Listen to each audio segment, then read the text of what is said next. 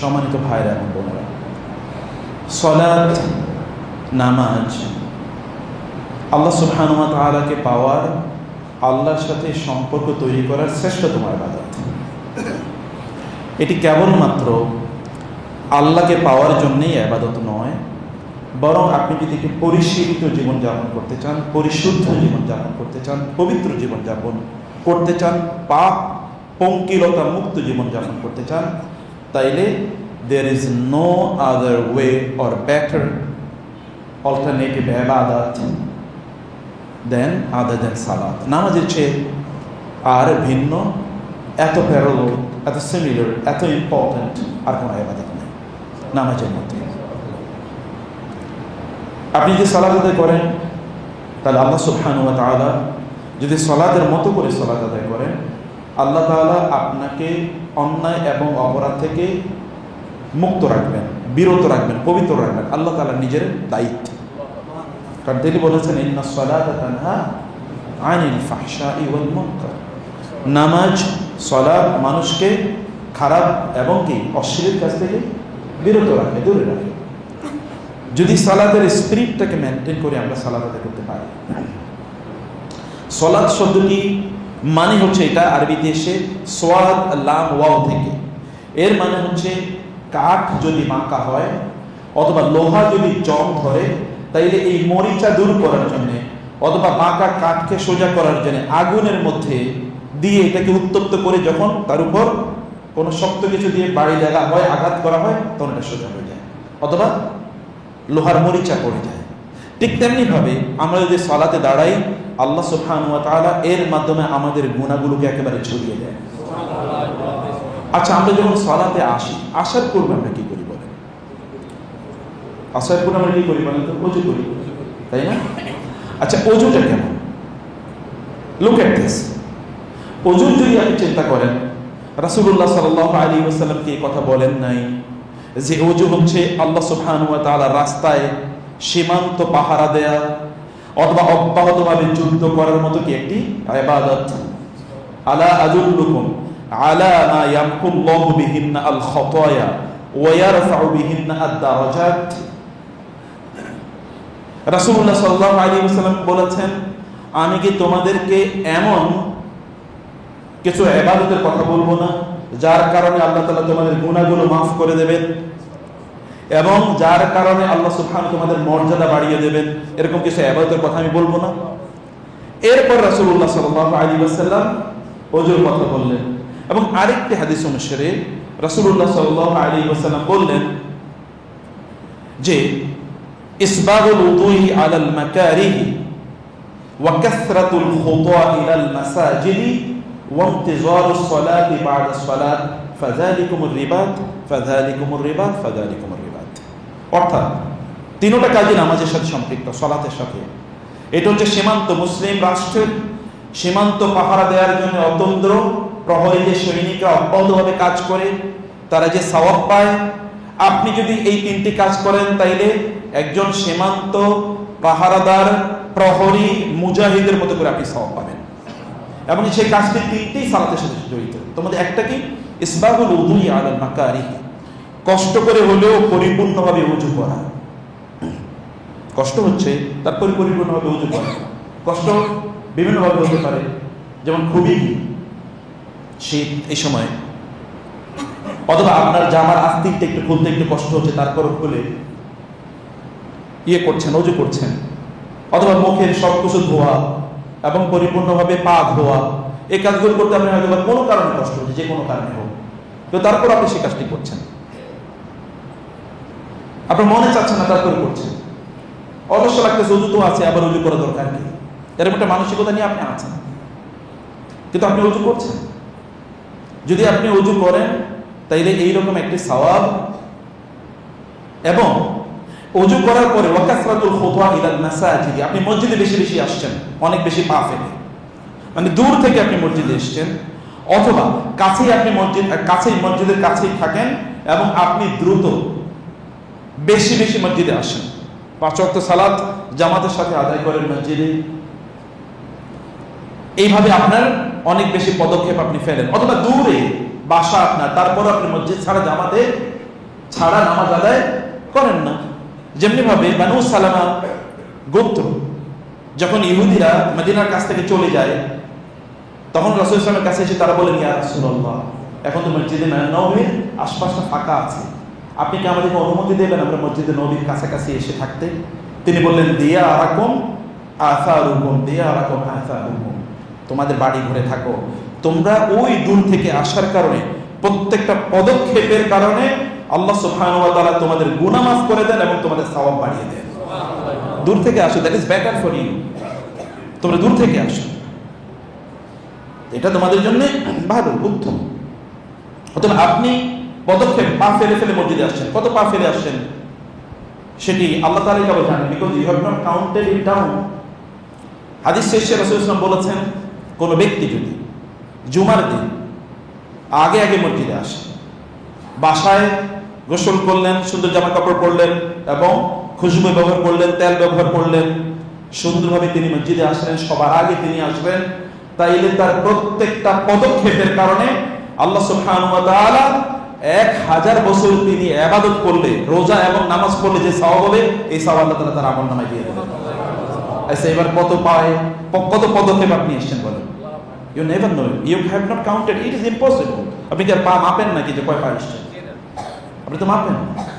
আর এছাড়াও তো আপনার এই হাদিস তো কতবার শুনেছেন যে ব্যক্তি প্রথম সময়ে আসে, প্রথম প্রহরে আসে, সে যেন আল্লাহ রাস্তায় একটা কি উট জবাই করে দান করে দিল, একটা উট জবাই করে দান করা 5, 6, 7 লাখ টাকার ইস্যু। আপনি এটা কেবল আগে মসজিদে আসলে হয়। অতএব আপনি মসজিদে আসার জন্য যে পদক্ষেপগুলো ফেলছেন, এগুলো আল্লাহ সুবহানাহু ওয়া তাআলার কাছে দুনিয়ার অর্থনৈতিক মানদণ্ডে এত দামি। কেবল একজন মুসল্লির কেবল কি আপনি নামাজ পড়ার জন্য এসেছেন, সালাতের জন্য, আর অন্য কোনো কাজে আপনি আসেন, কেবল সালাতের জন্য। এবং নামাজের পর একটা নামাজ আপনি আদায় করেছেন, আরেকটা নামাজের জন্য আপনি অপেক্ষায় আছেন, এটা অন্তর দিয়ে অপেক্ষায় আছেন, ওই নামাজ আমার পড়া শেষ, কখন আবার আরেক নামাজের ডাক চলে আসবে এবং মসজিদে দৌড়ে যাব। এইটুকু যদি অন্তরে আপনার এমন একটি উদ্বেগ, উৎকণ্ঠা কাজ করে, এমন একটা ভালোবাসা কাজ করে, তাইলে আপনি অব্যাহতভাবে 24 ঘন্টা এবং 30 দিন অথবা 12 মাস আল্লাহর রাস্তায় জিহাদ করার যে সওয়াব, এই সওয়াবটি আপনি পেয়ে যাবেন। শুধু নামাজের মধ্যে আপনি কেবল ওযু করে আসতেছেন কেবল। আচ্ছা, ওযুর বিষয়টা আপনি জানেন, রাসূল সাল্লাল্লাহু আলাইহি ওয়াসাল্লাম কথা বলেন নাই, তোমরা যখন ওযু করো, যখন ইযা তাওয়াদ্দা আল মুমিনু আও আল মুসলিমু, যখন একজন মুসলিম বা একজন মুমিন ওযু করে, ফাগাসসালা ওয়াজহাহু, তার মুখটা ধৌত করে, তখন কি হয়? খারাজাত যুনুবুহু, তখন তার ওই মুখ থেকে, চোখ দিয়ে যে দিকে তাকিয়েছিল, মুখ দিয়ে যে কথা বলেছিল, ইত্তকার যত গুনাহ আছে, ওযুর পানির সাথে এই সব গুনাহ বের হয়ে যায়। এবং একই ঘটনা তার হাতের জন্য, একই ঘটনা তার পায়ের জন্য। আমি এই আলোচনা যাচ্ছি যে সগীরা গুনাহ ও কবিরা গুনাহ। সগীরা গুনাহ কি হয়? ধীরে ধীরে কবিরা গুনাহ হয়ে যায়। যখন আপনি সগীরা গুনাহ থেকে নিজেকে পবিত্র রাখবেন না, পরিশুদ্ধ রাখবেন না, তখন সিন্ধু মানে বিন্দু বিন্দু বালু থেকে কি হয়? মরুভূমি তৈরি হয় না? একেবারে বিন্দু বিন্দু পানি থেকে কি হয়? সমুদ্র তৈরি হয়। অতএব তো হয়ে যায়। এবং এই কারণে আমাদের সালাফরা বলেছেন, যখন ছোট ছোট গুনাহগুলোকে, যখন বড় বড় মানে ছোট ছোট গুনাহগুলো ভ্রুক্ষেপ করবে না, তখন এগুলো কি হয়ে যায়? বড় হয়ে যায়। ছোট গুনাহ আপনি করছেন, কোনো ভ্রুক্ষেপ করছেন না, কারণ আপনি গুনার ছোটটার দিকে তাকায়েন না, আপনাকে তাকা হতে হবে কার বিরুদ্ধে আপনি গুনাহ করছেন, আপনি কার অবাধ্য হচ্ছেন। অবাধ্য হচ্ছেন কার? সেদিকে আপনাকে তাকাতে হবে, সেদিকে তাকাতে হবে। প্রিয় ভাইরা, ওযু করেছেন, ওযু করার পর এরপরে আপনি যদি ওযু করার পরে যদি আপনি কি পড়েন? আশহাদু আল্লা ইলাহা ওয়া আশহাদু আন্না আবদুহু ওয়া রাসূলুহু, তাহলে কি হবে বলেন তো? আকাশের 7টা দরজাই কি তার জন্য উন্মুক্ত হয়ে যাবে। এবং আপনারা জানেন কোরআন এবং হাদিসে আকাশের দরজা খুলে যাওয়া মানে জান্নাতের দরজা খুলে যাওয়া। আকাশের দরজা খুলে যাওয়া মানে কি? জান্নাতের দরজা খুলে যায়। এটা হচ্ছে আকাশের দরজা খুলে যাওয়ার অর্থ। আকাশের দরজা খুলে যাওয়ার আরেকটা অর্থ আছে, যে ওই সময় আপনি যেই দোয়া করবেন, যেহেতু আর মধ্যখানে কোনো ব্যারিয়ার নাই, এই দোয়া সরাসরি আল্লাহ সুবহানাহু ওয়া তাআলার কাছে পৌঁছে যায়। আপনি তো এখন নামাজ পড়তেই আসেন না, মাত্র প্রিপারেশন নিচ্ছেন।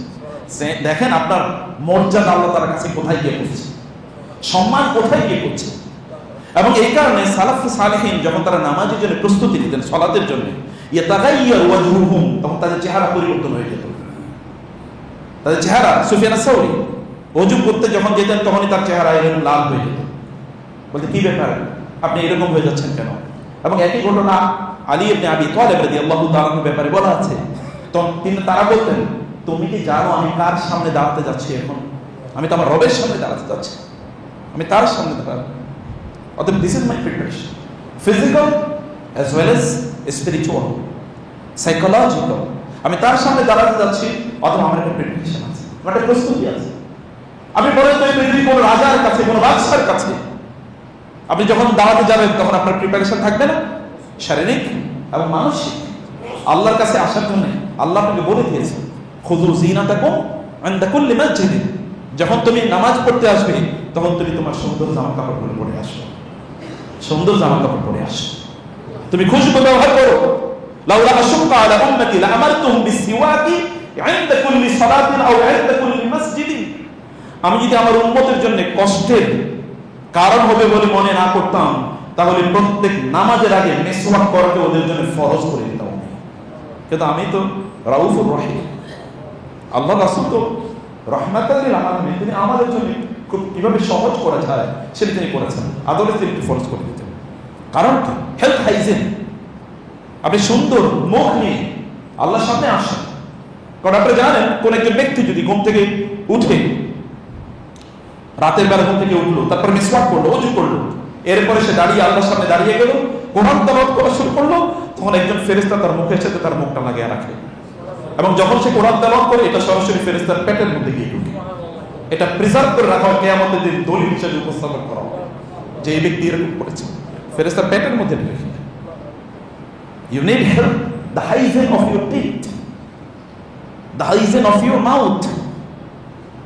আপনার আপনার মুখের দাঁতেরও কি লাগে, হাইজিন লাগে। রাসূল কে কথা বলেন, মসজিদে আসার আগে তোমরা কি করবে? তোমরা পরিষ্কার পরিচ্ছন্ন হয়ে আসবে, তোমাদের গা থেকে যেন গন্ধ বের না হয়, মুখ থেকে যেন গন্ধ বের না হয়। হালাল জিনিস খেতেও তিনি নিষেধ করেছেন, যেমন পেঁয়াজ, রসুন, কাঁচা এটা খেয়ে আসবে না, কারণ ফেরেশতার কষ্ট হয়। আপনার পাশেই ফেরেশতা দাঁড়িয়ে সালাত করছে। আর না যদি হয় পক্ষে আপনার দুই পাশে কি কিরামান কাতিবিন আনিল ইয়ামিনি ওয়া আনিশ শিমালি কাঈদ মা ইয়ালফিযু মিন কাওলিন ইল্লা লাদাইহি রাকিবুন আতীদ। ফেরেশতা তো আছে, writing down everything, recording everything, they are there. ফেরেশতা এখানে আছে, আপনি তাদেরকে ফাইনাল মালাইকাতা তাতাআযযা মিম্মা ইয়াতাআযযা আন-নাস, মানুষরা যাতে যেই সকল জিনিসে কষ্ট পায়, ফেরেশতারাও একই জিনিসে কষ্ট পায়। সুন্দর জামা কাপড় পরে আসা, খুশবু পরে আসা, কার সামনে আসছেন? You have to understand that you are going to stand in front of the owner of the heavens and the earth. এই গোটা সৃষ্টিকুলের যিনি মালিক, একচ্ছত্র মালিক, মালাকুতাস সামাওয়াতি ওয়াল আরদ, লিল্লাহি মা ফিস সামাওয়াতি ওয়া ফিল আরদ ওয়া লিল্লাহি মুলকুস সামাওয়াতি ওয়াল আরদ। সবকিছুর মালিক, অ্যাবসলিউট ওনার তিনি। None has any claim in the creation. কারো কোনো দাবি নেই, এই সৃষ্টি তো বলতে পারে না আমি এটা সৃষ্টি করেছি, ওটা সৃষ্টি করেছি। তার সামনে আপনি দাঁড়াতে পারছেন, এই অ্যাটিটিউড নিয়ে আপনাকে আসতে হবে, এই অনুভূতি নিয়ে আপনাকে আসতে হবে। এই কারণে রাসূলুল্লাহ সাল্লাল্লাহু আলাইহি ওয়াসাল্লাম তিনি বলেছেন, তুমি যখন বলো, এবং দেখেন আপনি কিন্তু পবিত্র হয়ে আসতেছেন, কারণ আপনার রবের সামনে আসবেন। You have to know my brothers and sisters, কেবল পবিত্রতা ফিজিক্যাল না, দ্য পবিত্রতা সবসময় ফিজিক্যাল না, it is much more physiological. পবিত্রতা কেবল শারীরিক না, এটা অনেক বেশি মানসতাত্ত্বিক। ইন্নামাল মুশরিকুনা নাজাসুন ফালা ইয়াকরাবুল মাসজিদাল হারাম বা'দা আমিহিম হাদা। মুশরিকরা অপবিত্র কি কারণে? কি কারণে? ওরা কি পেশাব পায়খানা করে পানি ব্যবহার করে না? টয়লেট ইউজ করে কি ওরা হয় না? ইয়েস, তারাও পবিত্র হয়, আপনার চেয়ে একটু কম হতে পারে, কিন্তু পবিত্র তো হয়, গোসল তো করে। তাহলে এই পবিত্রতা কোন অপবিত্রতা? এই অপবিত্রতা কিসের? এটা হচ্ছে তার মনস্তাত্ত্বিক, কারণ সে মূর্তি পূজা করে, কারণ সে আল্লাহ ছাড়া অন্য কারো কাছে আত্মসমর্পণ করে, সিজদা করে, আল্লাহ ছাড়া অন্য কারো কাছে তার নিজকে সে সুপর্দ করে দেয়। যেটি আল্লাহর অধিকার সেটি সে অন্য কাউকে দিয়ে দেয়। এটাই অপবিত্রতা, এটাই অপবিত্র, এটাই ইন্নামাল মুশরিকুনা নাজাসুন। এবং আল্লাহ সুবহানাহু বলেছেন ইন্নামাল খামরু ওয়াল মাইসিরু ওয়াল আনসাবু ওয়াল আজলামু রিজসুম মিন আমালিশ শাইতান। এটা শয়তানের অপবিত্র কাজ। জুয়া, মদ এবং এই যে বেদিতে, পুজোর বেদিতে বিভিন্ন জিনিস উপহার দেয়া, প্রসাদ উপহার দেয়া এবং এই সকল কাজগুলো, এগুলো কি লটারি তৈরি করে, এগুলো সব হচ্ছে শয়তানের অপবিত্র কাজ। অতএব এগুলো শরিয়া বিরোধী সব কাজে অপবিত্র। আপনি কিন্তু পবিত্র হয়ে আসতেছেন, নামাজে পবিত্র হবেন কি তার আগ থেকে পবিত্রতা শুরু হয়ে গেছে আপনার, এবং আপনি বলছেন ওইখানে আপনি বলেন আল্লাহুম্মা জাআলনি মিনাত তাওয়াবিন ওয়া জাআলনি মিনাল মুতাতাহহিরিন। হে আল্লাহ, আপনি আমাকে তওবাকারীদের অন্তর্ভুক্ত করে নিন এবং পবিত্রদের অন্তর্ভুক্ত করে নিন। পবিত্র হয়ে আসতেছেন, আল্লাহ আপনাকে পবিত্র, কারণ তার ঘরে আপনাকে তিনি আনবেন। তিনি কি গুনাহ নিয়ে আসতে পারেন নাকি? নো, তিনি মর্যাদাপূর্ণ। তাবারাকাসমু ওয়া তাআলা জাদ্দুকা, আপনার রব তাবারাকা ওয়া তাআলা আম্মা ইউশরিকুন, আপনার রব মহান। ওয়া হুয়াল আলিয়্যুল কাবীর, তিনি মহান, তার উপরে কোনো কিছু নাই। লাইসা ফাওকাকা শাই ওয়া লাইসা দুনাকা শাই। আল্লাহুম্মা আনতাল আউওয়ালু ফালাইসা ক্বাবলাকা শাই ওয়া আনতাল আখিরু ফালাইসা বা'দাকা শাই ওয়া আনতাজ যাহিরু ফালাইসা ফাওকাকা শাই ওয়া আনতাল বাতিনু ফালাইসা দুনাকা শাই। আপনার রব, তিনি সর্বপ্রথম সর্বশেষ, তিনি প্রকাশ্য, তিনি গোপন, তার বাইরে কোনো কিছুই নাই। তার ইচ্ছার বাইরে কোনো কিছুর অস্তিত্ব থাকতে পারে না, সেটা যাই হোক না কেন। যখন তিনি চাইলেন তখন ইজাস সামাউ ফাতারাত ওয়া ইযাল কাওয়াকিবু তাসারাত, তিনি চাইলে এই আকাশের এই চমৎকার নক্ষত্রগুলি সব ধসে ধসে পড়বে,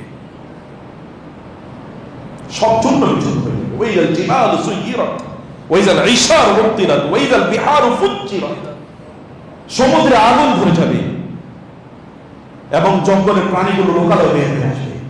ওয়া ইযাল নুফুসু যুবিজাত, আত্মাগুলো একত্রিত হয়ে যাবে। ওয়া ইযাল উহুশু, সেটা দেখেন না, তিনি চাইলে কি হয়ে যায়, মুহূর্তের মধ্যে সব তছনছ হয়ে যায়, সাজানো বাগান মুহূর্তের মধ্যে শেষ হয়ে যাবে। ফাতাফা আলাইহা তাইফুম মির রাব্বিক ফাআসবাহাত কাসসারিম ফাতানাদাউ মুসবিহিনা আনিতু আলা আরজিকুম ইন কুনতুম সারিমিন।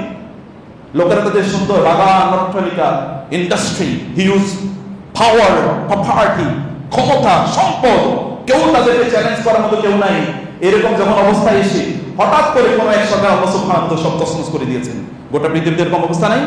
আজ ফেরাউন কি করেছে, মানে ইসরায়েলকে এবং ঈসা আলাইহিস সালাম, মুসা আলাইহিস সালামকে ধাওয়া করে লোহিত সাগর পর্যন্ত চলে এসে সে তো মনে করেছে সে ইনভিনসিবল, তাকে পরাজিত করতে পারে এই পৃথিবীতে এমন কোনো শক্তি নাই।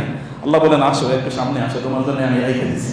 সেটা কি, লোহিত সাগর, সাগরে ঢুকছে, একদল পার হয়ে সবচেয়ে দুর্বলরা পার হয়ে গেছে, সবচেয়ে সবল ওখানে হাবুডুবু খেয়ে মারা যাচ্ছে। দিস ইজ দ্য উইল ওয়া মা তাশাউনা ইল্লা ইনশা আল্লাহ। আল্লাহ চাইলে, আল্লাহ সুবহানাহু ওয়া তাআলা চাইলে, আপনি যেটা চিন্তা করতে পারেন না সেটি আল্লাহ সুবহানাহু ওয়া তাআলা নসিব। সম্মানিত ভাইরা, আল্লাহ পবিত্র করে আপনাকে আনতে চান এবং তারও আগে আপনি দেখেন না, আপনি যখন আজান হয়, আপনি যখন আজানের কথা শোনেন, সার্ভিস আইনের অবস্থা কি ছিল? আপনি তো আজানের অপেক্ষা করেন। কোন একজন সালাফকে দেখা গেলে তিনি প্রস্তুতি নিচ্ছেন, অজু করছেন, বলে কি করবেন, অজু করছেন কেন? বলে নামাজ যাবো, মসজিদে যাবো, এখনো তো আজান দেয় নাই। বলে আমার রব ডাকার পরে তার সামনে গিয়ে আমি হাজির হই, আমার লজ্জা। উনি ডাকলে এরপরে যাবো, উনি ডাকার আগে, আমি তো ডাকার আগে উনি আমাকে সব দিয়েছে, উনি ডাকলে আমি কিভাবে চাই, উনি ডাকার আগে আমি তার কাছে উপস্থিত চাই। এটা আমার কমপক্ষে token of my appreciation, acknowledgement.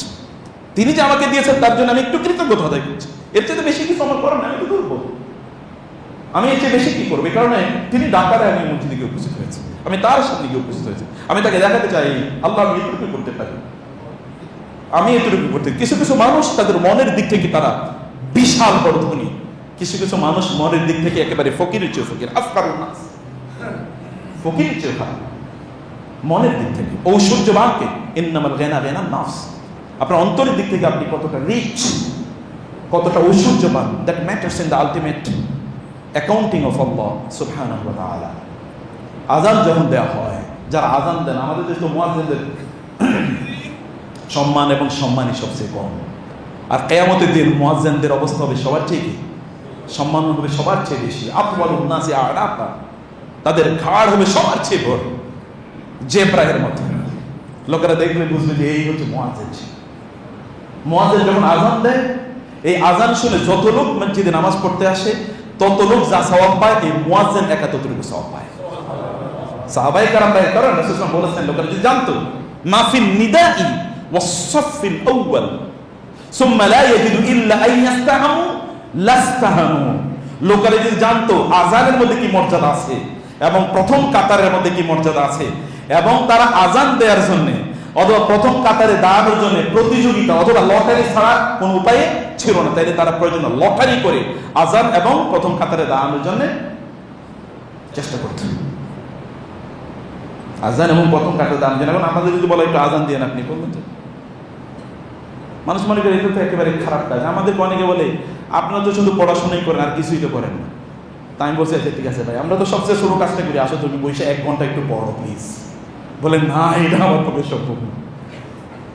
ঠিক আছে, আমরা তো পড়ি সেটা 8-10 ঘন্টা পড়ি, আর কোনো কাম করি না। তো তুমি ঠিক আছে শুধু বসে একটা বই একটু পড়ে মাথা থেকে ওই মাথা, জীবনে কোনো এক মাথা থেকে ওই মাথা বই পড়েছো কিনা?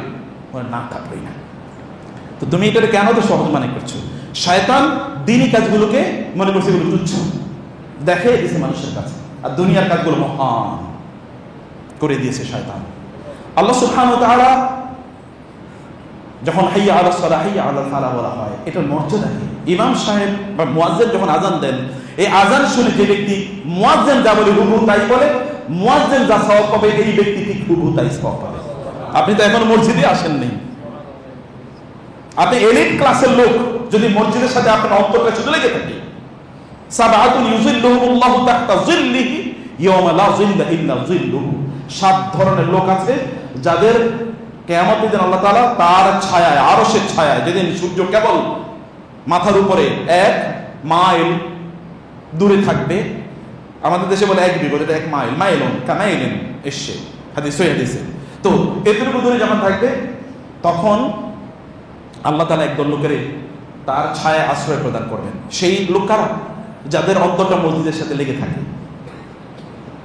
কি করে? মসজিদে ওয়াকলবু মুআল্লাকুম বিল মাসাজিদ, ওই ব্যক্তির অন্তরটা সবসময় মসজিদের সাথে লেগে থাকে। কখন যাবো মসজিদে, কখন যাবো মসজিদে, চটপট করতে থাকে। এরা আল্লাহ তাআলার কাছে এলিট। আপনার কাছে এলিট কে? এলাকার মোড়ল, টাকা পয়সা বেশি, ভালো গাড়ি চালায়, ভালো বাড়ি আছে, ভালো ব্যবসা করে, অথবা ভালো চাকরি করে, অথবা অনেক বড় পড়াশোনা করেছে, এখানে আপনার কাছে এলিট সেলিব্রিটি। কিন্তু আল্লাহর কাছে এই লোকগুলো সেলিব্রিটি না। আল্লাহর কাছে সেলিব্রিটি হলো তারা যাদের অন্তরটা মসজিদের সাথে লেগে আছে। কাম মিন মাজহুলিন ফিল আরদি মারুফুন ফিস সামা ওয়া কাম মিন মারুফিন ফিল আরদি মাজহুলিন ফিস সামা। এমন অনেক লোক আছে দুনিয়ার লোকদের কাছে তারা সেলিব্রিটি, কিন্তু আসমানে যারা বসবাস করেন অর্থাৎ ফেরেশতারা এদের নামও জানে না। এবং ফেরেশতারা এই সকল ব্যক্তিদের নাম জানাটাকেও কি তাদের একটা পার্সোনালিটি, প্রেস্টিজ হিসেবে মনে করে। আরে এই সকল লোকের কিসের নাম জানবো, আর আমরা তার পেছনে পেছনে একটা অটোগ্রাফ নেওয়ার জন্য করি। আবার পৃথিবীতে এমন অনেক লোক আছে যাদেরকে কেউ চেনে না। আল খাফি, আল আখফিয়া, আল আবরিয়া, আল আতকিয়া, আল্লাহ রাসূল বলেছেন এরা কেউ তাদেরকে চেনে না। এমনকি কোথাও যদি যায় তাহলে কেউ গিয়ে জিজ্ঞেস করে ভাই কেমন আছেন, না গেলেও জিজ্ঞেস করে না ভাই ওই লোকটাকে যে দেখি না। মানে এইরকম সমাজে খুবই কি সাধারণ কেউ তার চেনে না। কিন্তু আল্লাহর কাছে তার মর্যাদা এইরকম, যদি আল্লাহর কাছে তার মুখ দিয়ে কোনো শব্দ বের হয় যে আল্লাহ আমি এটা চাই, এটা হোক, তাহলে আল্লাহ তাআলা তার জন্য এটা বাধ্যতামূলক মনে করেন। আমার এই বান্দার মুখ থেকে যেহেতু এটা বের হয়েছে, অতএব এটা হতেই হবে, হতেই হবে। এবং আল্লাহ তা করিয়ে দেন।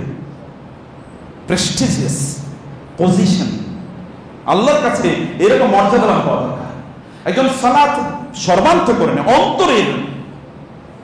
অনেকে আমরা কেন এই আলোচনা করছি, আমরা আলোচনা করছি, আমরা বলছি যে এই মাস জুড়ে আমরা কেবল ইবাদতটা মানুষ কেন ফিল করে না, সেই জায়গাটা আমরা একটু আলোচনা করতে চাই। কেন মানুষ ইবাদত মানে ইবাদত মজা পায় না, সেটা এই কারণে আমাদের দ্বিতীয় আলোচনা সিরিজ গত সপ্তাহে আমরা এই বিষয়ে আলোচনা করেছিলাম। প্রিয় ভাই বোন, আপনি সালাতে আসবেন, আপনি সালাতে আসার পূর্বে দেখেন আপনার রব আপনাকে কেমন প্রিপেয়ার করে নিচ্ছেন, কেমন প্রিপেয়ার করে নিচ্ছেন। এবং হাদিসে রাসূল সাল্লাল্লাহু আলাইহি ওয়াসাল্লাম বলেছেন শুধু ওযুকেই আপনার গুনাহ থেকে আপনাকে মুক্ত করে নাও, ওযু আরেকটা কাজ করে। এবং সালাতের ওযুর এই দুটো এক একটা সালাতের সাথে সম্পৃক্ত যা আছে, এই দুটো যত কিছু আছে এই সব কিছুর দুটো রেজাল্ট আছে আলটিমেট। একটা হলো সব গুনাহ থেকে আপনাকে মুক্ত করে দেবে, এক পাপ মুক্ত মানুষ হিসেবে আপনাকে তৈরি করবে এবং আল্লাহর সামনে উপস্থাপন করবে। আরেকটা হলো আপনার জন্য আলোর ব্যবস্থা করে দেবে। নূর, আলো, নূর। আল্লাহ তাআলা আল্লাহু নূরুস সামাওয়াতি ওয়াল আরদ মাসালু নূরিহি কামিশকাতিন ফিহা মিসবাহ। আলোই তো সব। আলো ছাড়া তো আপনি বাঁচতে পারবেন না। সূর্যের আলো ছাড়া বাঁচতে পারবেন নাকি? সূর্যের আলো না থাকলে কি, যে অঞ্চলে সূর্যের আলো নাই ওখানে কি আছে? বরফ। কোনো মানুষ না, অ্যান্টার্কটিকাতে যেয়ে দেখেন তো, বরফ, মানুষ থাকবে না। সূর্যের আলো যে অঞ্চলে কম, ওই অঞ্চলে মানুষ মারা যায় বেশি, আত্মহত্যা করে বেশি, যেমন আমেরিকা, ইউরোপ। কিন্তু আরো বেশি গিয়ে দেখেন লোকের আত্মহত্যা করেই না, কারণ এত আলো, এই আলোর কারণে এরা সব সময় কি থাকে, বলিষ্ঠ থাকে, শরীরের দিক থেকে, মনের দিক থেকে। আলো এত গুরুত্বপূর্ণ, আলো এত গুরুত্বপূর্ণ। এমনকি আমেরিকাতে যে অঞ্চলে আলো কম, ওই অঞ্চলের লোকেরা বেশি আত্মহত্যা করে যে অঞ্চলে আলো বেশি অঞ্চলের লোকের তুলনায়। আমেরিকাতে, যেহেতু এখানে অনেকগুলো স্টেট। সম্মানিত ভাইরা, এই যে আলো কত গুরুত্বপূর্ণ। আচ্ছা, কিয়ামতের দিন তো পুরোটাই সময় তো আলোচনা, মানে অন্ধকারাচ্ছন্ন, তাই না? গোটা কিয়ামতের ময়দানটা অন্ধকারাচ্ছন্ন। আপনি যখন ফুলসিরাত পার হবেন তখন কি দিয়ে পার হবেন? আপনি কি শুনেন না আল্লাহ তাআলা বলেছেন, ইয়াউমা তারাল মুমিনিনা ওয়াল মুমিনাতি নূরুহুম ইয়াসআ বাইনা আইদিহিম ওয়া বিআইমানিহিম ইয়াকুলুনা রাব্বানা আতমিম লানা নূরানা ওয়াগফির লানা ইন্নাকা আলা কুল্লি শাইইন কাদির। এরপর ইয়াউমা ইয়াকুলুল মুনাফিকুনা ওয়াল মুনাফিকাতু লিল্লাযীনা আমানু উনজুরুনা নাকতাবিসু মিন নূরিকুম কিলা ইরজিউ ওয়ারাকুম ফালতামিসু নূরা। আল্লাহ তাআলা বলবেন কিয়ামতের দিন যখন ফুলসিরাত পার হবে, হিসাব নিকাশের পাওয়ার, তখন অথবা হিসাব নিকাশের কোন একটা অবস্থায় এরপরে বলবে যাও ফুলসিরাত পার হয়ে, কারণ ফুলসিরাত জাসর যেটাকে বলা হয়, সিরাত, সিরাত পার হয়ে আপনাকে জান্নাতে যেতে হবে, যাও। এখন তো সব অন্ধকারাচ্ছন্ন, যাবে কি? ভয়াবহ অন্ধকার, ভয়াবহ অন্ধকার। মাসালুহুম কামাসালিল লাযী ইসতাওকাদা নারান ফালাম্মা আদাআত মা হাওলাহু যাহাবাল্লাহু বিনূরিহিম ওয়া তারাকাহুম ফি যুলুমাতিন লা ইবসিরুন আও কাসাইয়্যিবিন মিনাস সামাই ফীহি যুলুমাতুন ওয়া রা'দুন ওয়া বারাক ইয়াজআলুনা আসাবি'াহুম ফি আযান মিন সাওয়াইকি আযাল মাউত। সূরা বাকারার শুরু থেকেই আল্লাহ সুবহানাহু ওয়া তাআলা মুনাফিকরা তারা যে অন্ধকারের মধ্যে থাকবে দুনিয়া এবং আখিরাতে, সে কথা বলেছেন। সূরা আল হাদীদে আল্লাহ তাআলা বলেছেন, যারা মোমেন তার বাইরে যারা আছে তার অন্ধকারের মধ্যে তারা পড়ে যাবে, অন্ধকার, এবং তারা ফুলসিরাত পার হতে পারবে না। ফুলসিরাত যখন তারা পার হতে যাবে দেখবে অন্ধকার, এবং দেখবে একদল লোক তারা কি লাইট নিয়ে, আলো নিয়ে চলে যাচ্ছে, আলো নিয়ে দেখে দেখে তারা চলে যাচ্ছে, আলোর গতিতে চলে যাচ্ছে। তখন তারা মুনাফিকরা অথবা অমুসলিমরা, কাফেররা, আপনার পরিচিত, আপনার বন্ধু বান্ধব, আপনার আত্মীয় স্বজন, তারা বলবে, ভাই উনজুরুনা নাকতাবিসু মিন নূরিকুম, একটু আমাদের দিকে তাকাও, একটু অপেক্ষা করো, তোমাদের ওইখান থেকে একটু আলো নেই। নাকতাবিসু মানে কি? আগুনের জন্য আপনি একটা কপি বা হারিকেন নিয়ে যান, ভাই একটু আলো দেন তো, ওই যে একটু আলো নিয়ে আসবেন। অথবা কোথাও একটা আলো জ্বালানো হয়েছে, ওইখান থেকে একটু কি দিয়ে আসলাই যে একটু হালকা আলো এনে তারপরে আপনি আপনার এখানে চুলা জ্বালানোর বা অন্য কিছু করেন, এটা বলে নাকতাবিস, ইকতিবাস। একটু আলো বা হালকা একটু, আর আলো নিলে তো আলো কমে না। তখন তার বলে কিলা ইরজিউ ওয়ারাকুম, নো, এই আলো শেয়ার করার মতো না, এটা শেয়ার করা যায় না। এই আলো এখানে পাওয়া যায় না, এটা পাওয়া যায় কোথায়? দুনিয়ায় নামাজ। তুমি তো নামাজ পড়ো নাই মিয়া, কিসের তোমার আলো? এই আলো ইট ইজ নট শেয়ারেবল, এটা শেয়ার করা যায় না। আয়েশা রাদিয়াল্লাহু তাআলা আনহার কাছে তার ভাতিজা মুহাম্মদ ইবনে আব্দুল্লাহ ইবনে আবি বকর তিনি আসলেন, এসে দেখলেন যে আয়েশা রাদিয়াল্লাহু তাআলা তিনি ফজরের পর ইশরাকের নামাজ আদায় করছেন। কিসের নামাজ?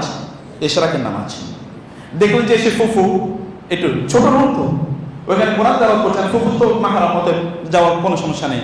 গিয়ে দেখলেন যে ফুফু কি করছেন? কোরআন আয়াত তেলাওয়াত করছেন তার কাছে। ওয়াকবালা বা'দুহুম আলা বা'দিন ইয়াতাসাআলুন ক্বালু ইন্না কুন্না ক্বাবলু ফি আহলিনা মুশফিকিন ফামান্নাল্লাহু আলাইনা ওয়া ক্বালা আযাব সামুম ইন্না কুন্না নাদউহু মিন ক্বাবল ইন্নাহু হুয়াল বাররুর রহিম। তিনি আয়াত পড়ছেন আর কাঁদছেন। আয়াত মানে কি? জান্নাতীরা একজন আরেকজনের কাছে যাবে, ইয়াতাসাআলুন, জিজ্ঞেস করবে আমাদের ওই বন্ধু কই, আমাদের ওই আত্মীয় কই, আমাদের ওই পরিচিত কই, ওই কলিগ কই, ওই বিজনেস পার্টনার কই, ওই এলাকাবাসী কই, ওই নেতা কই, ওই ফলোয়ার কই। তারা দেখতে পাচ্ছেন, তারা পরস্পরকে জিজ্ঞেস করবে। তখন তারা বলবে ইন্না কুন্না ফি আহলিনা মুশফিকিন, আরে দুনিয়ায় আমাদের পরিবারে, আমাদের বাসা বাড়িতে যখন আমরা ছিলাম, দুনিয়ার জীবন যখন করেছিলাম, তখন তো আমরা খুব আতঙ্কিত ছিলাম, ভয়ে ছিলাম যে আমাদের জাহান্নামে যেতে পারি কিনা। কিয়ামতের অন্ধকার নিয়ে আমরা আতঙ্কিত ছিলাম, আমরা ফুর্তি ফ্যাশন ইত্যাদি নিয়ে ব্যস্ত ছিলাম না, আমাদের ভয় ছিল। আবার আমাদের রবের প্রতি আমাদের ভালোবাসা ছিল, এই কারণে ইবাদত করেছি, ভালোবাসার কারণে আর গুনাহ থেকে মুক্ত থেকেছিলাম কিসের কারণে? ভয়ের কারণে। এভাবে আমরা জীবনযাপন করেছি। ফামান্নাল্লাহু আলাইনা, এই কারণে আল্লাহ তাআলা আমাদের উপর অনুগ্রহ করেছেন। ওয়া ওয়াকানা আযাবাস সামুম, এই জাহান্নামের ভয়াবহ শাস্তি থেকে আল্লাহ তাআলা আমাদেরকে মুক্তি দিয়ে এই জান্নাতে স্থানান্তরিত করে দিয়েছেন। ইন্না কুন্না নাদউহু মিন ক্বাবল, আমরা দুনিয়া থাকতে তার কাছে বেশি বেশি দোয়া করতাম, নামাজ পড়তাম বেশি বেশি। এটা তিনি পড়ছেন এবং কাঁদছেন। তিনি বললেন যে, ভাতিজা বললেন মানে মুহাম্মদ, তিনি বললেন যে আমি ভাবলাম ফুফু নামাজ পড়ুক, তাহলে আমার একটু বাজারে কাজ আছে, বাজার থেকে ঘুরে আসি। আমি বাজারে গেলাম। বাজারে যাওয়ার পর আমি 1 ঘন্টা বাজারে বিভিন্ন কাজ করলাম। কাজ করে এসে আমি আবার ফুফুর সাথে, কারণ আমার একটু ওনাকে কিছু জিনিস জিজ্ঞেস করার আছে, এসে দেখলাম তিনি ওই একই আয়াত তেলাওয়াত করতেছেন আর কাঁদতেছেন। আমি ভাবলাম আচ্ছা ঠিক আছে, একটু পরে নামাজ পড়ি। আমি আরো 3 ঘন্টা দাঁড়িয়ে থাকলাম। এই 3 ঘন্টায় একই আয়াত করতেছেন আর কাঁদতেছেন, একই আয়াত করছেন আর কাঁদতেছেন। নামাজ কারে করে? রাসূল সাল্লাল্লাহু আলাইহি ওয়াসাল্লামের স্ত্রী কি কেউ জাহান্নামে যাবে? উম্মাহাতুল মুমিনিন। আর রাসূল সাল্লাল্লাহু আলাইহি ওয়াসাল্লাম বলেছেন, কোন একজন নারী তার সর্বশেষ স্বামীর সাথে থাকবে, তার স্বামী জান্নাতে কোথায় থাকবে? আতি মুহাম্মাদানিল ওয়াসিলাতা ওয়াল ফাদিলা ওয়াবআসু মাকামান মাহমুদ, মাকামে মাহমুদে থাকবে। তার জন্য আল্লাহ তাআলা জান্নাতে এমন অট্টালিকা তৈরি করে রেখেছেন, এটা আর কারো জন্য তৈরি করা হয় না, এটা আর কাউকে দেওয়া হবে না। সেই জায়গায় তার স্ত্রী তার সাথে থাকবেন। তিনি কাঁদতেছেন এবং হাদিসে বর্ণনা আছে 4 ঘন্টা 2 রাকাত নামাজ, ওই যে ইশরাকের নামাজ পড়ছেন এবং আয়াত পড়তেছেন। সাঈদ ইবনে মুসাইয়্যিব বিখ্যাত তাবী, তিনি বলছেন আমার জাহান্নামের কথা, কিয়ামতের ময়দানে যে অন্ধকারের পরিবেশ হবে সেই কথা আমার মনে পড়ার কারণ, সেটা আমি জানার পর থেকে 40 বছর পর্যন্ত এমন কখনোই হয় নাই যে মুয়াজ্জিন আযান দিয়েছে কিন্তু আমি মসজিদের বাইরে, মুয়াজ্জিন আযান দিয়েছে আমি মসজিদের বাইরে, কখনোই ঘটে নাই। আমি মসজিদে, তারপরে মুয়াজ্জিন আযান দিয়েছে, মানে মুয়াজ্জিন আযানের আগে আমি মসজিদে পৌঁছে যেতাম। কারণ ওই যে ভয় যে আল্লাহ ডেকেছেন তারপরে আমি আসছি না, আল্লাহ ডাকার আগে আমি গিয়ে মসজিদে পৌঁছেছি, কারণ আমার আলো থাকবে, আমি তো আলো ছাড়া থাকতে পারি। 40 বছর এমন হয়েছে যে আমি মসজিদে, তারপরে মুয়াজ্জিন আযান দিয়েছে, মানে মুয়াজ্জিন তো তার নির্ধারিত সময় আযান দিয়েছে কিন্তু আমি তার আগে মসজিদে পৌঁছে যেতাম। কয়দিন হচ্ছে আমাদের জীবনে এরকম? কয়দিন হয়েছে? আপনি কতদিনের জন্য এটা বলতে পারেন? সালাত, প্রিয় ভাই, সালাতের জন্য তো আগেই তো প্রিপারেশন, প্রস্তুতি তো এই রাখা যায়। এবং এটা রাসূলুল্লাহ বলেছেন, তিনি মাকবারা আল বাকি কবরস্থান তিনি জিয়ারত করছিলেন। জিয়ারত করার পরে তিনি বললেন যে আমি আমার হাউজে কাউসার, আমি হাউজ দেখতে পাচ্ছি এবং আমি তোমাদের কাছে তোমাদের আগে হাউজে পৌঁছে যাব। আমি এখান থেকে আমার হাউজ দেখতে পাচ্ছি, হাউজে কাউসার। আল্লাহ তাআলা তাকে এমন মজা প্রদান করেছে, তিনি এখান থেকে দেখতে পাচ্ছেন হাউজে কাউসার, ওই কবরস্থানে মসজিদে, মানে নববীর পূর্ব পাশে এবং সেই মদিনায়। এবং তিনি বলেন আমি তোমাদের আগে ওইখানে চলে যাব। আহা লাবাদাতু আন আরা ইখওয়ানি, আহা আমি যে আমার ভাইদেরকে দেখতে পেতাম, আহারে আমার ভাইদেরকে যদি দেখতে পেতাম। সাহাবায়ে কেরাম বলে, ইয়া রাসূলুল্লাহ আমরা কি আপনার ভাই না? বলে না, তোমরা তো আমার ভাই না, তোমরা হলো কি আমার আসহাবি, ওয়াল বাল আনতুম আসহাবি, তোমরা তো আমার সাথী সাহাবী। আমার ভাই হলো তারা যারা তোমাদের পরে আসবে, আমাকে না দেখার পরেও আমার প্রতি তারা কি ঈমান আনবে, তারা হলো আমার ভাই। এই যে আপনারা, আমরা তাকে দেখি নাই কিন্তু আমাদের গোটা জীবন যে বেশি তাকে ভালোবাসি এবং আল্লাহ তুমি সাক্ষী থাকো, এটা আমাদের অন্তরের কথা। যাকে ভালো না বাসলে আপনি ইমানই করবেন, কিসের ইমানে থাকবে? আবেগ তো মুসলমানের ইমানের সাথে সম্পৃক্ত, মুসলমানের আবেগ কিসের সাথে সম্পৃক্ত? ইমানের সাথে।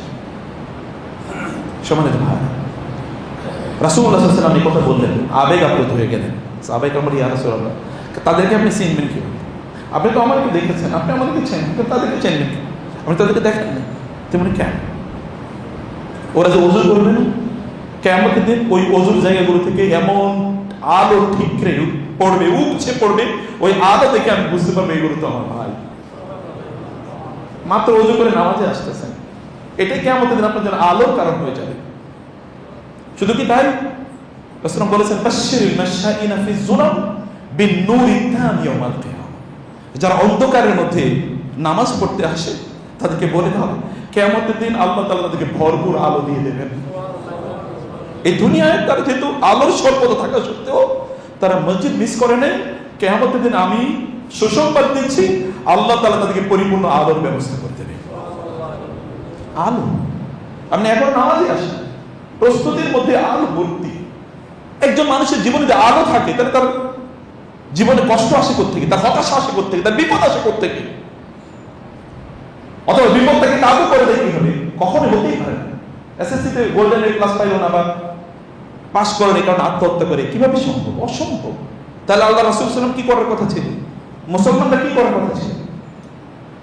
কি করার কথা ছিল? সুহাইব আর-রুমি তিনি মক্কা থেকে মদিনায় হিজরত করে চলে যাচ্ছেন, লোকেরা তাকে যেতে দেবে না। ভালো, আপনাকে বুঝতে হবে, ইসলামের স্পিরিটটা বুঝতে হবে। কেন ইবাদতে মজা পাই না? ইবাদত তো এখন কেবল আনুষ্ঠানিকতা হয়ে গেছে। আমি গত খুতবায় বলেছি, রাসূল সাল্লাল্লাহু আলাইহি ওয়াসাল্লাম বলেছেন, সল্লু কামা রাআইতুমুনি উসাল্লি, তোমরা আমি যেমন ভাবে নামাজ পড়ি এমনি ভাবে নামাজ পড়ো। তার মানে কি করছি আমরা? তার মানে কেবলমাত্র আমরা বুঝছি নামাজে বাহ্যিক কাজগুলো কেমনে হবে এটা নিয়ে আলোচনা হয়েছে, কিন্তু স্পিরিট কই? নামাজের ভেতরের কাজ কই? ভেতরের কাজ কই? বেলাল রাদিয়াল্লাহু তাআলা কে রাসূল সাল্লাল্লাহু আলাইহি ওয়াসাল্লামের ফজরের নামাজের পর আজান হয়ে গেছে, রাসূলকে জাগাতে যান নাই। বেলাল রাদিয়াল্লাহু তাআলা, কারণ আব্দুল্লাহ ইবনে উম্মে মাকতুম কিসের? তাহাজ্জুদের আজান দিতেন। আর বেলাল কিসের আজান দিতেন?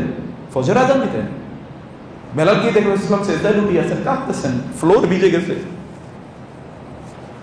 দাড়ি মোবারক ভিজে পানি পড়ছে। তিনি বলেন, ইয়া রাসূলুল্লাহ, ফজর আজান হয়ে গেছে, উঠুন। তিনি উঠলেন, তখনও তার মুখ থেকে পানি পড়ছে, বৃষ্টির মতো করে কান্নার পানি পড়ছে। তিনি, ইয়া রাসূলুল্লাহ, আপনি এত কাঁদতেছেন কেন? আল্লাহ তাআলা না আপনার সব গুনাহ মাফ করে দিয়েছে? তিনি বলেন, বেলাল, আজকে রাতে আমার উপর এমন আয়াত নাযিল হয়েছে যে আয়াতগুলো পড়ার পর চিন্তা করবে না ওর যে কি বিপদ হবে, আমি সেই আমার উম্মার জন্য আমি কাঁদতেছি, আমি ওই টেনশনে কাঁদছি। ইন্না ফি খালকিস সামাওয়াতি ওয়াল আরদি ওয়া ইখতিলাফিল লাইলি ওয়ান নাহার লাআয়াতিন লিউলিল আলবাব আল্লাযীনা ইয়াযকুরুনাল্লাহা কিয়ামা। প্রিয় ভাইরা, দিনটাকে, স্পিরিটটাকে বুঝতে হবে, স্পিরিটটা বুঝতে হবে। রাসূলুল্লাহ সাল্লাল্লাহু আলাইহি ওয়াসাল্লাম, আব্দুল্লাহ ইবনে মাসউদ বলছেন, রাসূলুল্লাহ সাল্লাল্লাহু আলাইহি ওয়াসাল্লামের কাছে তিনি গেলেন, গিয়ে দেখলেন যে তিনি তাহাজ্জুদের নামাজ আদায় করছেন এবং একটা আয়াতই পড়তেছেন, আর কোন আয়াত পড়ছেন না। ইন তুআযিবুহুম ফাইন্নাহুম ইবাদুক ওয়া ইন তাগফির লাহুম ফাইন্নাকা আনতাল আজিজুল হাকীম। আল্লাহ, আপনি যদি আমার উম্মতের মানুষদেরকে ক্ষমা করে দেন তাহলে তো আপনারই বান্দা, আর যদি আপনি শাস্তি দেন তাহলে আপনার শাস্তিকে প্রতিহত করতে পারে এমন ক্ষমতা কার আছে? কেবল এটা পড়তেছেন আর তিনি করতেছেন, উম্মাহ কেবল এটা পড়তেছেন, একটা মাত্র। তাহলে এই নামাজের স্পিরিট যাইবে কই? আপনি কেবল নামাজের মাসালা নিয়ে, ফিকি মাসালা নিয়ে ঝগড়া বিবাদ মারামারি বিতর্ক করছেন, স্পিরিট কই? ভেতর কই? প্রাণ কই? রূহ কই? রুহানিয়াত কই নামাজ? এটা তো রুহানিয়াত। আপনি চিন্তা করেন না, আপনি তখন দেখেন আপনার ওযুর ডাইমেনশন চেঞ্জ হয়ে যাবে। যেমন তাহলে তো ওযু, এই জন্য তো আমি যাচ্ছি, আমি ওযু কেমনে এভাবে ওযুর জায়গাগুলো থেকে আলো ঠিকবে পড়বে। আপনি কিয়ামত দিন এখান থেকে আলো আসেন, আপনি কি করবেন? আপনার রাসূল আপনাকে চিনতে পারবেন না, তখন কি হবে? এবং তাই তো বলা হয়েছে, রাসূল সাল্লাল্লাহু আলাইহি ওয়াসাল্লাম বলেছেন, একদল লোক আমার সামনে, ওই হাদিসের অংশ, আমার সামনে একজন লোকের নিয়ে যাওয়া, মানে আমি সেদিন যেমন মানুষের ওট যখন হারিয়ে যায়, ওটকে যেমনি ভাবে লোকেরা খুঁজে নেয়, আমি সেই দিন আমার উম্মতকে এরকম খুঁজে খুঁজে, ওই একদল যাচ্ছে, আমি দোয়েল, এই তোমরা, আমি তো এখানে, এই যে হাউজে কাউসার, এই যে পানি, যখন আমি আনতে যাবো তখন ফেরেশতারা মধ্যখানে বাদ দেবে, বলে না এদেরকে পানি দেওয়া যাবে না, বলে এরা আমার উম্মত, বলে না আপনি জানেন না, আপনার মৃত্যুর পর ওরা আপনার সুন্নাহকে পরিবর্তন করে ফেলেছে, ওরা আপনার সুন্নাহ অনুসারে চলে না। তখন রাসূল বলবেন, নিয়ে যাও, নিয়ে যাও, নিয়ে যাও, এদেরকে নিয়ে যাও, আমার সামনে থেকে নিয়ে যাও, আমার সামনে থেকে নিয়ে যাও। অথচ তিনি গোটা জীবন জুড়ে কেঁদেছেন উম্মার জন্য, এবং কিয়ামতের ময়দানে কেবল তিনি কাঁদেন, সেজদায় তিনি কতক্ষণ পর পর লুটিয়ে পড়েন। আল্লাহ বলেন, কি হয়েছে, কি ব্যাপার, মাথা তোলেন, কি করতে হবে বলেন, আপনি যা চাইবেন আজকে আপনাকে তাই দিয়ে দেওয়া হবে, আপনি যা চাইবেন, যা বলবেন তাই অ্যাকসেপ্টেড। আর শাফাআতুল কুবরা, বিচার নিয়ে শুরু হবে না, তিনি বলবেন আল্লাহ বিচার শুরু করে, আচ্ছা ঠিক আছে বিচার শুরু করলাম। জান্নাতের দরজা খোলা হয় না, জান্নাতীরা তারা জান্নাতে ঢুকতে পারছে না, তিনি ওইখানে দৌড়ে যাবেন, দৌড়ে যাওয়ার পরে জান্নাতের দরজা খুলে দেওয়া হবে এবং ফেরেশতারা বলবে আপনি আগে একটু ঢুকেন, এরপরে অন্যদেরকে ঢুকতে দেন, কারণ আপনি না আসলে দরজা খোলা হবে না, আল্লাহ বলে দিয়েছেন, উনি গেলে দরজা খোলে। এরপরে বিচার নিকাশ খুবই কঠিন হয়ে যাচ্ছে, তিনি সেজদায় লুটিয়ে পড়বেন, আল্লাহ তাকে বলবেন, কি হয়েছে, মাথা তোলেন, কি চাইতেন বলেন, আপনি যা চাইবেন তাই দেওয়া হবে, বলেন আল্লাহ আমার উম্মতের মাফ করে দেন, যান, যার অন্তরে ঈমান আছে ওরে আপনি বাইর করে নিয়ে যান। এখন সেটার ক্রাইটেরিয়া কি? আমি ডিবেটে যেতে চাই না, তো সহিহ হাদিস, আপনি অস্বীকার করবেন কিভাবে? এটা সহিহ বুখারী মুসলিমের অসংখ্য হাদিসে বর্ণনা, আপনার ব্যাখ্যা আপনি করতে থাকেন। আল্লাহ রাসূল যতটুকু বলছেন আমি অতটুকু বলছি। বি হোপফুল অফ দি উম্মাহ অফ দি প্রফেট সাল্লাল্লাহু আলাইহি ওয়াসাল্লাম। রাসূলের উম্মাহর ব্যাপারে সুধারণা পোষণ করা দরকার, ভালোবাসা তাদের ব্যাপারে থাকা দরকার। রাসূলুল্লাহ সাল্লাল্লাহু আলাইহি ওয়াসাল্লাম বলেছেন আপনি ওযু করেন, ওযু করলে আপনার এরকম সুন্দর করে আপনি ওযু করেন, ওযু করার পর এরপর আপনি মসজিদ দিকে আসেন, মসজিদে আপনি আসতে থাকেন। মসজিদে যদি আপনি আসেন, রাসূলুল্লাহ সাল্লাল্লাহু আলাইহি ওয়াসাল্লাম বলেছেন, এর আগে যে হাদিসটি বলেছেন, এই হাদিসের পাশাপাশি আপনি যখন মসজিদে আসবেন প্রত্যেকটা পদক্ষেপের কারণে আল্লাহ তাআলা আপনার একটা করে গুনাহ মাফ করে দেবেন। প্রত্যেকটা পদক্ষেপের কারণে আল্লাহ তাআলা আপনার একটা করে সম্মান বাড়িয়ে দেবেন। আচ্ছা বলেন তো আপনার মর্যাদা কয় ধাপ, কত পদক্ষেপ, কত ধাপ, কত ধাপ, জান্নাতের কত উপরে উঠতেছেন, কত উপরে উঠতেছেন, এ তো সীমাহীন। এভরিডে আপনার পজিশন জান্নাতে, you are cementing, you are raising your status, আপনার মর্যাদা আপনি বাড়াচ্ছেন প্রত্যেকটা মুহূর্তে। আপনি তো সেই পথে যাচ্ছেন। আপনি কিভাবে আলাইকুম বিস-সাকিনাতি ওয়াল ওয়াকার, যখন তোমরা মসজিদে আসবে তখন তোমরা মর্যাদার সাথে, গাম্ভীর্যের সাথে, আত্মসম্মান নিয়ে আসবে, তোমরা প্রশান্ত বদনে আসবা, তাড়াহুড়ার ইস্যু না। তোমার রবের কাছে তুমি যাচ্ছ, গলদ গর্ম হয়ে দৌড়াদৌড়ি করে আনমাইন্ডফুল হয়ে তুমি যাবা, তা তুমি অবশ্যই করবা না। যখন আপনি মসজিদের দুয়ারে আসেন তখন আপনি কি বলেন? তখন কি বলেন? বিসমিল্লাহ ওয়াসসালাতু ওয়াসসালামু আলা রাসূলিল্লাহ, আল্লাহুম্মা গফিরলি যুনুবি ওয়াফতাহ লি আবওয়াবা রাহমাতিকা। দেখেন তো আবার একই কথা, আপনি আল্লাহর নামে রাসূলের উপর দরুদ পড়ে ডান পা দিয়ে মসজিদে ঢোকার পর আপনি বললেন আল্লাহ আল্লাহুম্মা গফিরলি যুনুবি, আল্লাহ আমার গুনাহগুলো মাফ করে দেন। আবার গুনাহ মাফ। এতক্ষণ কি আসিফ আমি জানি না, এতক্ষণ তো সব ঝরে যাওয়ার কথা। যদি এরপরে যদি তাকে আল্লাহ বলছেন আবার তুমি মসজিদে ঢোকার আগে আমি তোমার সব গুনাহ মাফ করার ব্যবস্থা করে দিচ্ছি, তুমি আমার সামনে দাঁড়াবা, গুনাহ নিয়ে যেন তোমাকে না দাঁড়াতে হয়।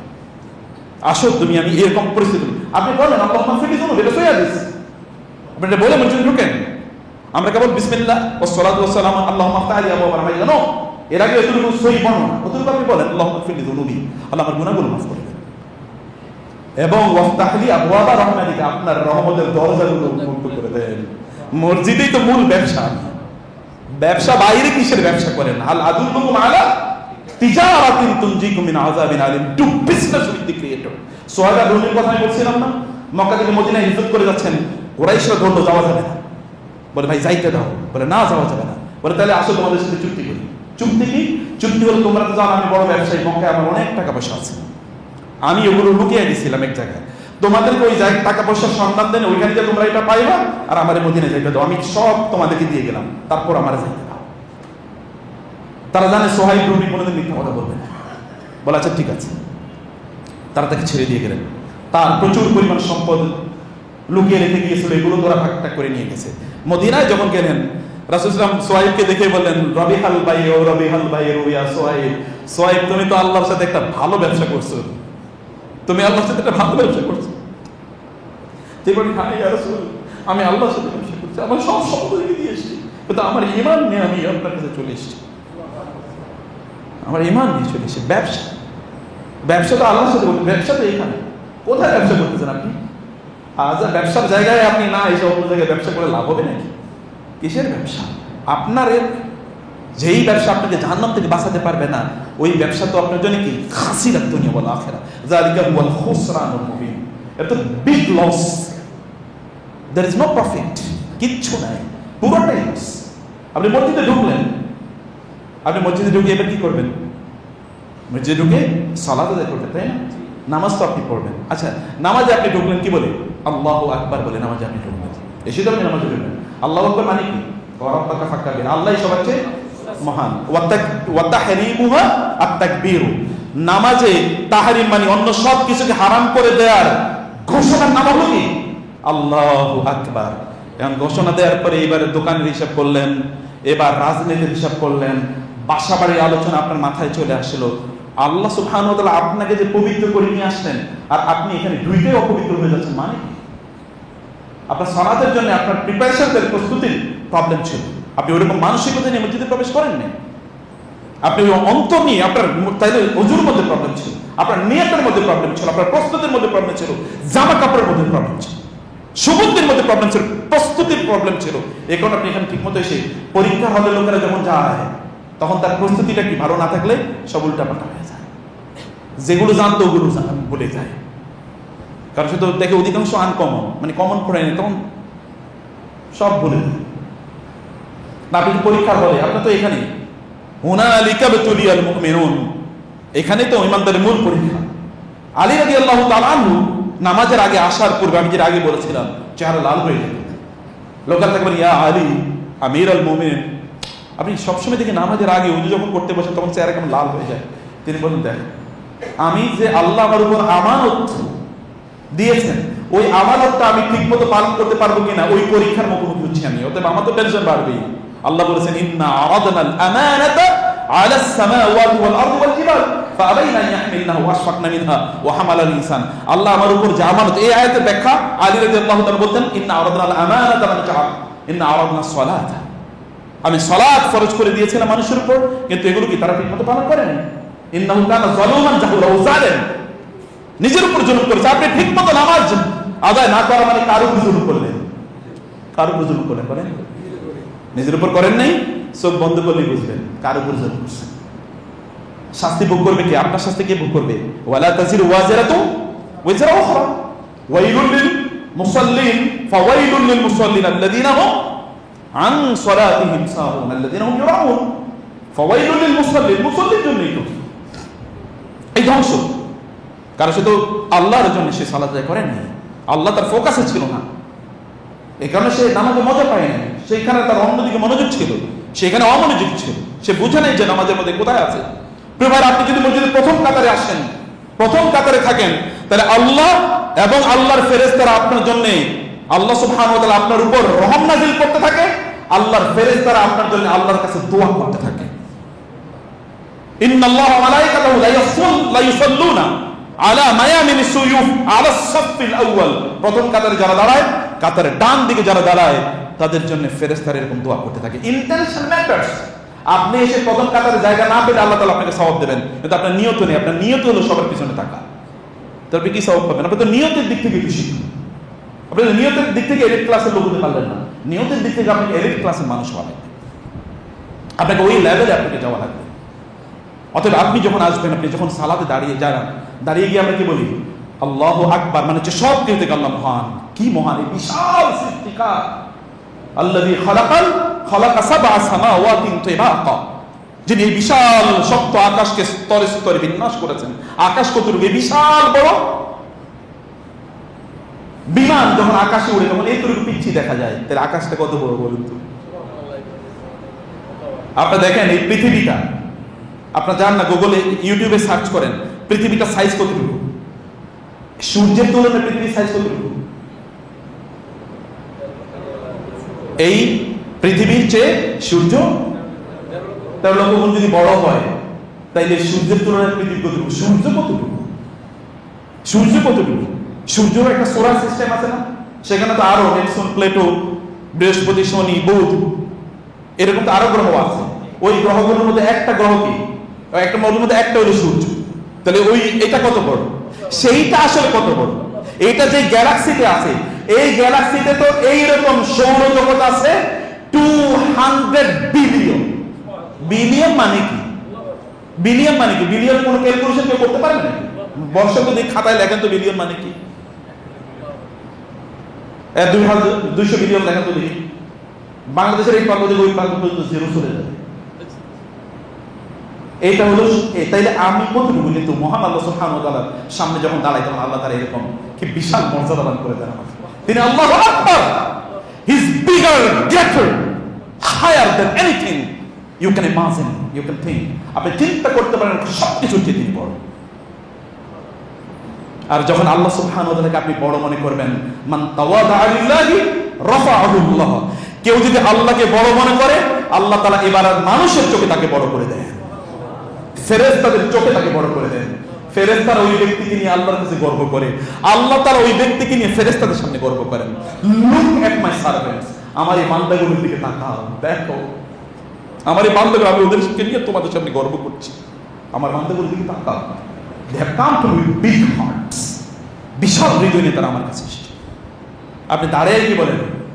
আল্লাহুম্মা বাঈদ বাইনি ওয়া বাইনা খাতায়া কামা বাআদতা বাইনাল মাশরিকি ওয়াল মাগরিব ওয়া নাক্কিনি মিনাল খাতায়া না মা ইউনাক্কাস সাউবুল আবিয়াদ মিনাদ দানাস, মানে আপনি এটা বলেন না। এই যে আপনি বলছেন বিল মাই ওয়াসসালজি ওয়াল বারদ, আল্লাহ সব গুনাহ থেকে আপনি আমাকে মুক্ত করে দেন, আমি এবং আমার গুনার মাঝে আসমান এবং জমিন পূর্ব এবং পশ্চিমের মতো দূরত্ব তৈরি করে দেন। আবারও আপনি পবিত্র হওয়ার কথাবার্তা বলতেছেন। পবিত্র হইতে হইতে হইতে একটা কাপড়ে ময়লা থাকলে 10-15 বার যদি এটাকে ধোয়া হয়, তারপর এখানে ময়লা থাকে কেমনে, কিভাবে থাকে? এবং আল্লাহ রাসূল তো এমনিই বলেছেন কমনলি যে কেউ যদি 5 বার গোসল করে তাহলে তার শরীরে কোনো ময়লা থাকে নাকি? সাহাবায়ে বলেছেন না, বলে ফাযালিকা মিসলু সালাওয়াত, এটা হচ্ছে 5 ওয়াক্ত নামাজের উদাহরণ, কোনো গুনাহ থাকে না। আমরা তো নামাজের এখন স্পিরিটই যাইতে পারি না।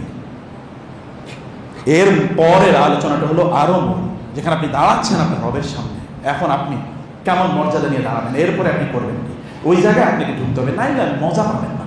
নামাজ পড়তেছেন, প্রথম রাকাতে কি পড়ছেন বুঝে নি না, আর কুল আল্লাহ আলাম এই কি বলে ইন্না আতাইনা কুল আল্লাহ দিয়ে নামাজ পড়তেছেন। অধিকাংশ আমরা স্টুডেন্টদেরকে জিজ্ঞেস করি নামাজ পড়ো কি, বলে স্যার কুল আউযু বিল ফালাক আর কুল আউযু বিন নাস দিয়ে নামাজ পড়ি, এটাই হচ্ছে। আবার কেউ কেউ আমাদেরকে এসে জিজ্ঞেস করে স্যার শুধুমাত্র সূরা ফাতিহা দিলে নামাজ হবে না, শুধু ফাতিহা দিয়ে পড়লে নামাজ হবে না? আমি বলি হবে, বটে তোমার জন্য হবে, এটা তোমার জন্য হলে, অন্য কারোর জন্য যদি নাও হয় তোমার জন্য হবে, কারণ তোমার যে পরিস্থিতি সূরা ফাতিহা দিয়ে নামাজ পড়লে হবে কিনা এটা জিজ্ঞেস করে। কেউ কেউ তো পারলে ওযু ছাড়াই নামাজ পড়ে, কারণ একবার আমাদেরকে টেলিভিশন, আমি আরো বলছিলাম, টেলিভিশনে লাইভে প্রশ্ন করেছে যে সুন্নত নামাজ পড়ার জন্য ওযু করা লাগবে কিনা, এটাও জিজ্ঞেস করছে। মহান আল্লাহ সুবহানাহু ওয়া তাআলা আমাদেরকে তার দ্বীন অনুসারে চলার এবং তার সালাতকে পরিপূর্ণভাবে বোঝার তৌফিক দান করুন। আকুলু কাওলি হাযা ওয়া আস্তাগফিরুল্লাহ লি ওয়া লাকুম ওয়া লিসাইরিল মুসলিমিন ফাস্তাগফিরু ইন্নাহু হুয়াল গফুরুর রহিম।